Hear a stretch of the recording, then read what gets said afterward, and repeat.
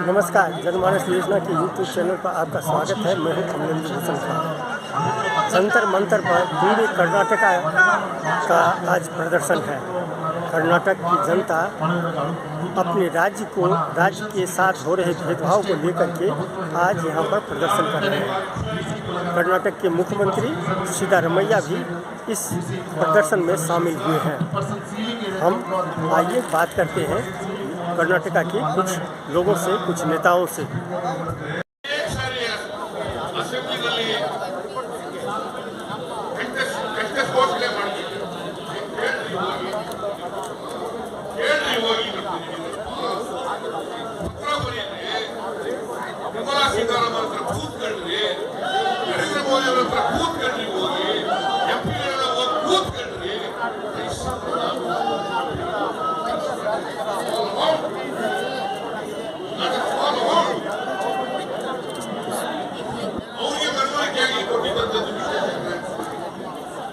ये जो प्रदर्शन हो रहा है इसके बारे में आप बताएंगे थोड़ा कुछ? मैम, ये प्रदर्शन तुम उधर कर रहे हो ना, तो दो मैं कर लेता हूँ, कर लेता। ये मैम, ये प्रदर्शन जो हो रहा है, जो धरना प्रदर्शन आप कर रहे हैं, इसके बारे में थोड़ा सा बता दीजिए कि किस लिए है, क्यों है?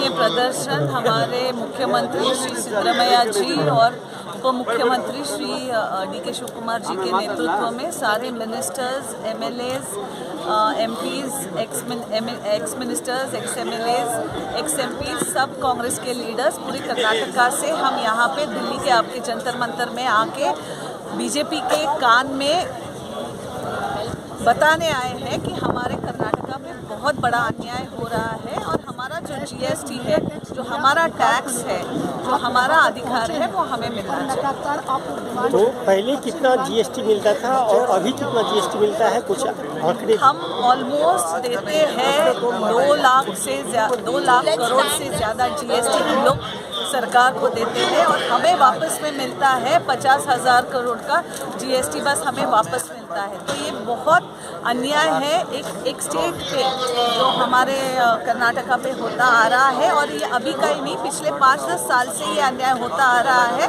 और वो हक हमारा है, वो हमें बढ़ना चाहिए और जो 2.5 के आसपास है उससे ज़्यादा मिलना चाहिए करके हम मांग कर रहे हैं।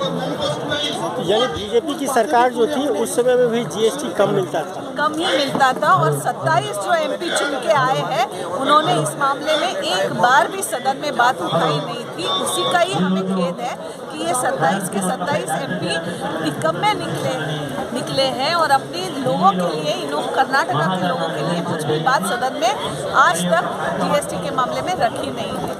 आप अपना नाम और क्या? मेरा नाम डॉक्टर अंजलि निम्बाड़कर है। मैं एक्स एमएलए हूँ खानापुर, बेलगाम डिस्ट्रिक्ट से, कर्नाटका। और वहाँ की जो पॉलिटिक्स है, जो अभी पूरे देश में जो पॉलिटिक्स है, एक साउथ बनाम नॉर्थ की जो राजनीति हो रही है। नहीं, ये तो बीजेपी ने बनाया हुआ एक नया जकोसला है। जैसे चुनाव आता है तभी इनको सब ये डिवाइड दिखता है।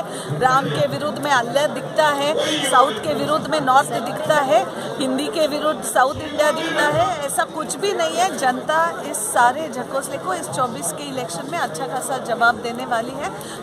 अभी जनता को चाहिए वो थोड़ा सा एजुकेशन, हेल्थ के मामले में थोड़ा सा डेवलपमेंट, युवाओं को रोजगार चाहिए, महिलाओं का संरक्षण चाहिए, जो फार्मर्स है उनके लिए भी जो निग्लेक्शन चल रहा है ये मोदी सरकार से, उस पर कुछ तो ठोस निर्णय चाहिए। ये अभी सब सारे जो झकोसले जो चल रहे हैं इनके इस बार नहीं चलने वाले। तो ये जो जितने अभी एमपी हैं 27-28 इनके 27 है, तो इसमें ये तो मैक्सिमम है 28 सीट है, 27 इनका है। आप लोग क्या एक्सपेक्ट करती हैं, क्योंकि आपका तो एक मात्र एमपी है? इसीलिए हमारे हाथ में जो है, हमारे हाथ में है कि हम सदन में हमारा जो एक एमपी है वो बात करें। वो बात करता है तो अभी उन्होंने उनके के ऊपर भी ये लगाया है कि ये डिवाइड कर रहे हैं नॉर्थ और साउथ को बात करके। वो जब बात करते हैं कर्नाटका के बारे में तो ये बोलते हैं कि ये हिंदी और रीजनल लैंग्वेजेस को भड़काने की बातें करते हैं। तो हमारा काम बात करना है लोगों की। हम विरोध पक्ष में हैं तो हम बात कर रहे हैं वहाँ पे भी, और जहाँ तक बात वहाँ नहीं सुननी जा रही है तो बाहर भी, संसद के बाहर अभी जंतर मंतर में भी ये हम कर रहे हैं सब मिलकर। बहुत बहुत धन्यवाद आपका। ये एक्स MLA हैं और ये पूरी राजनीति को बता रहे थे। ये आप अपना नाम बता दीजिए थोड़ा सा, और कहाँ से आए हैं वो बता दीजिए। मैं कर्नाटक से आया हूँ। मेरा नाम है लक्ष्मण राव चिंगड़े। मैं जिला कांग्रेस का अध्यक्ष हूँ। और ये जो लिखा हुआ है 1,87,000, ये क्या चीज़ है, इसके बारे में? 1,87,000 करोड़ रुपए कर्नाटक सरकार ने केंद्र सरकार को टैक्स के रूप में अमाउंट भरा है। उसमें हमारी जो हिस्सेदारी है वो पूरा हमारी हिस्सेदारी 14% हिस्सेदारी हमें वापस मिलना चाहिए। एक केंद्र सरकार हमें वापस नहीं देती है। इसलिए आज का एजिटेशन कर्नाटक के सम्माननीय मुख्यमंत्री Siddaramaiah ji, PCC president DK Shivakumar, इनके नेतृत्व में और हमारे नेता सतीश जारकीहोली, इनके सहयोग में ये चल रहा है। तो पूरा हम कांग्रेस के कार्यकर्ता हैं, कांग्रेस के विधायक हैं, माजी विधायक हैं, MPs हैं और मंत्रीगण भी इसमें शामिल हैं। तो ये जो टैक्स GST जो कम आपको मिल रहा है, ये आपकी सरकार के रिजीम में मिल रहा है या पहले भी कम ही टैक्स यहाँ से? नहीं, आप हमारे अभी जितना मिलता है उसको 13% हमें मिलना चाहिए ना वापस। The contribution return to the state केंद्र सरकार देनी चाहिए। 13-14% जो अमाउंट देना चाहिए वो देते नहीं, इसलिए हम 2% 3% देते हैं और बाकी अमाउंट जो है वो अलग राज्यों में बांट देते हैं, नॉर्दर्न स्टेट में। इसलिए हम ये स्टेशन। अच्छा, तो बीजेपी के राज्य में भी कम ही टैक्स जाता है? नहीं, बीजेपी की नहीं। जहाँ जहाँ कांग्रेस की सत्ता है, कांग्रेस की सरकार है, वहाँ प्रमुख इससे और कम दे रहे हैं। अभी माहौल उनके बारे में अच्छा है। फिर वहाँ कांग्रेस के सांसद चुन के आने वाले हैं, वो बैन करने के लिए ये ऐसा रणनीति, झूठा रणनीति ये मोदी जी रचा रहे हैं। तो अभी जो लोकसभा चुनाव होने वाले हैं, 28 सीटों में से 27 पे बीजेपी का कब्जा है और कांग्रेस के पास में 1 सीट है। अब उलट होगा। इस इलेक्शन में 1 भाजपा का आएगा, 27 कांग्रेस का है। क्योंकि जबकि लास्ट इलेक्शन में कांग्रेस सत्ता में आ गई राजस्थान में, लेकिन उनके MP जो थे वो बीजेपी के ही जीत करके आए। तो ये जो समीकरण बनता है ये कैसे पलट हो जाता है? पलटवार ऐसा हो जाता है। अब तक मोदी जी क्या है, केंद्र सरकार क्या करती है, क्या करने जा रहे हैं, ये लोगों को मालूम नहीं था। अब ये 10 साल में मालूम हुआ है। इनके हाथ से कोई काम नहीं होता, युवाओं को नौकरी नहीं मिलती, गरीबों को न्याय नहीं मिलता, और जात जात में, भाषा भाषा में, धर्म धर्म में तो जाति का ये पॉइजन जो है, पॉइजन वो बो रहा है। इसके लिए झगड़े, इम्बैलेंस सोसाइटी में, जातियों में झगड़े, धर्मों में झगड़े हो रहे हैं। ऐसे माहौल मचा रहे हैं वो। लेकिन पूरा देश का वो जो वातावरण है वो बिगड़ गए, और उसमें EVM के माध्यम से हम जीत सकते हैं, ऐसा उनका एक टेक्निक है। वो टेक्निक के विरोध में अभी जो नॉर्थ और साउथ के बीच में वो चल रही है राजनीति, साउथ बनाम नॉर्थ, नहीं, वो गलत है। जी, केंद्र सरकार की जी आने वाली जो GST का अमाउंट है वो सभी राज्यों को देना चाहिए। उसका एक रोष जो रहता है, रोष बोलने में वो बोल दिया है कि स्टेट अलग दक्षिणात्य जो स्टेट्स है, चाहे आंध्र हो, चाहे महाराष्ट्र हो, या कर्नाटक हो, केरला हो, या तमिलनाडु हो, या तेलंगाना हो, इस राज्यों में प्रादेशिक पार्टीज रूलिंग करते हैं यहाँ।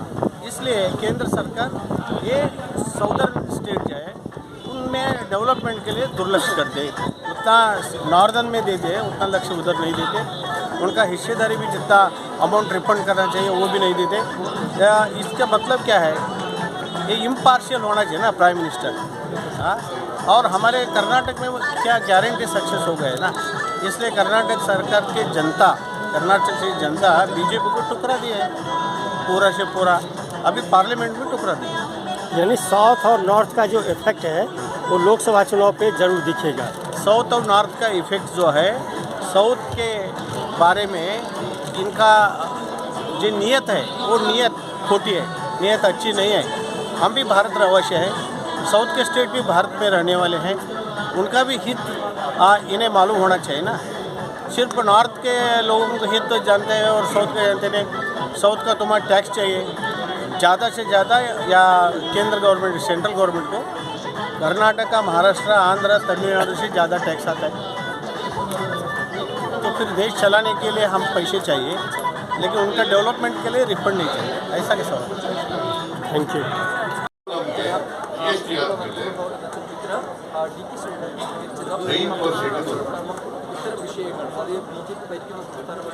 Cash growth